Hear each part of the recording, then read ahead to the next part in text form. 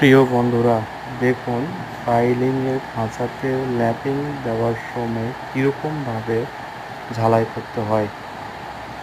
যখন আমরা ঝালাই করব অবশ্যই 3টা স্টেপে আর যে ঝালাইটা দিব তা মোটামুটি 2 ইঞ্চি করে ঝালাই দিতে হবে এবং একটি রডের 3টি জায়গাতে ঝালাই করতে হবে।